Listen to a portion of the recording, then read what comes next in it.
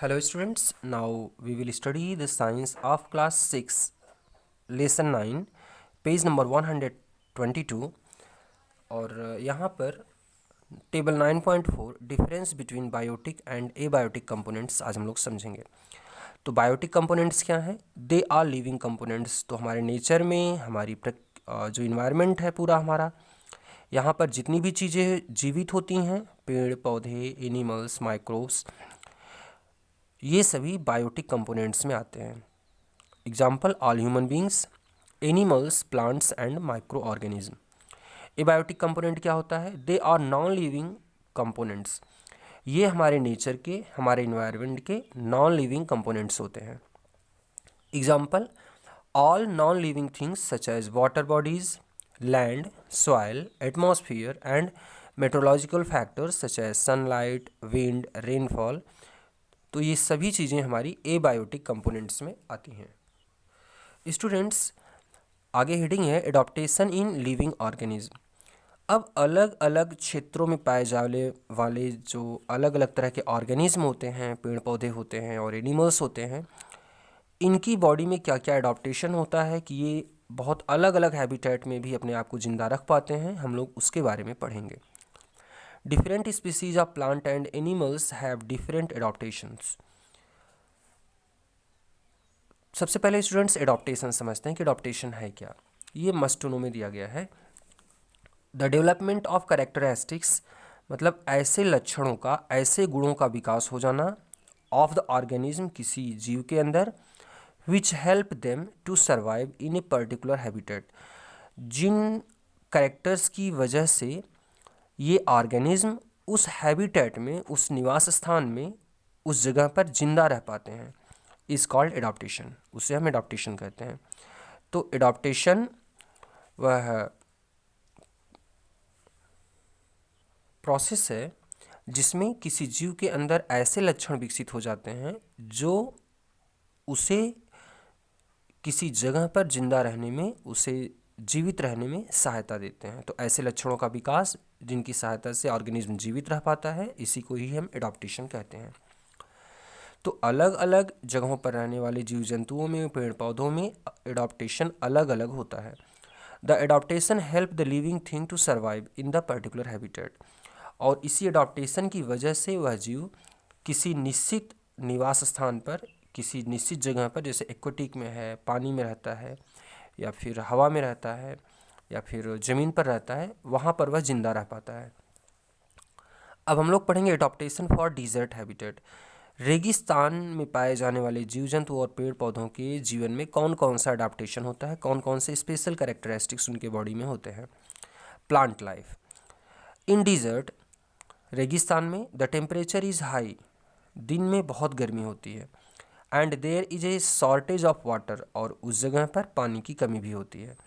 Some of the plants grow in such condition in deserts, इतनी विषम परिस्थितियों में भी कुछ पौधे वहाँ उगते हैं। दे आर कॉल्ड जीरोफाइट्स, इन पौधों को हम लोग मरुद्भिद पौधे या जीरोफाइट्स कहते हैं। Some of the desert plants are, कुछ मरुस्थल में उगने वाले पौधे कौन कौन से हैं? कैक्टाई, कैक्टस और opuntia. These are adapted to the hot and dry climate for the deserts. ये पौधे जो हैं रेगिस्तान की शुष्क और गर्म जगह पर रहने के लिए एडॉप्टेड हैं। Some of the adaptations shown by the desert plants are, कुछ एडॉप्टेशंस जो डिजर्ट्स प्लांट शो करते हैं वो कौन कौन से हैं? पहला है plants like cacti have spongy stems. Cactus के प्लांट में यहाँ फिगर दिया गया है, इसका जो स्टेम होता है वो स्पंजी होता है। Which can store water with in them, और इस वजह से इसके स्टेम में पानी रुका रहता है। They are also called succulent plants, इसीलिए इन पौधों को हम सकुलेंट प्लांट्स कहते हैं। ऐसे पौधे होते हैं जिनके अंदर पानी रोकने की क्षमता ज़्यादा होती है। अगला पॉइंट है these plants have long roots that penetrate deep into the soil in search of water. इन पौधों की जड़ें बहुत गहराई तक जाती हैं और जिससे ये पानी की थोड़ी सी भी मात्रा को एब्जॉर्ब कर सकती हैं। अगला है leaves of some plants like cacti are reduced to spines. Cactus और कुछ पौधों की जो पत्तियां होती हैं ये स्पाइंस, कांटों में बदल जाती हैं। Which prevents water loss by transpiration due to high temperature, और जब ये कांटे में बदल जाती हैं, स्टोमेटा नहीं होते हैं। इसकी वजह से ट्रांसपीरेशन के द्वारा जो वाटर का लॉस होता है वो कम से कम होता है। अगला है the leaves of deserts plant bear sunken stomata to reduce water loss. ये जो डिजर्ट्स प्लांट होते हैं इनकी पत्तियों में जो स्टोमेटा होते हैं ये धंसे हुए रहते हैं, ये डायरेक्ट एयर के संपर्क में नहीं होते हैं।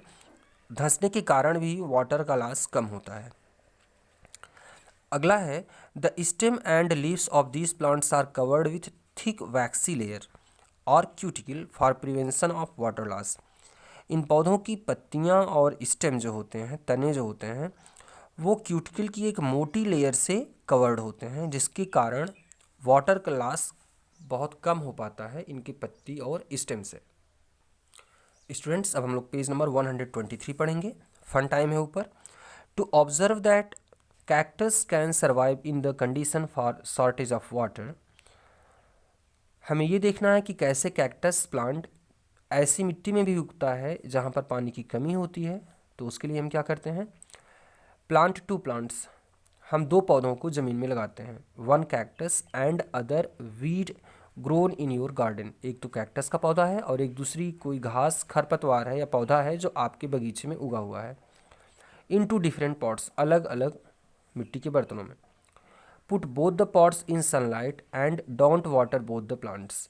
इन दोनों पौधों को हम गमले में लगा देते हैं, लेकिन इनमें हम पानी नहीं डालते हैं। Which plant is able to survive. आप देखिए कि कौन सा प्लांट जिंदा रह पाता है। तो कैक्टस प्लांट वहाँ पर आसानी से जिंदा रह लेता है पानी की कमी में भी।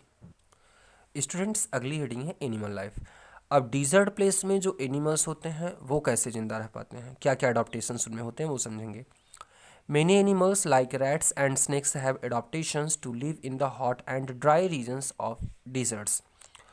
बहुत सारे चूहे और स्नेक्स के अंदर ऐसी अडॉप्टेशंस होती हैं, ऐसी उनके शरीर के अंदर विशेषताएं होती हैं कि वो बहुत ही हॉट और ड्राई क्षेत्रों में रह पाते हैं। ड्यूरिंग द डे टाइम, दिन के समय, some of the animals stay in the burrows made deep inside the sand.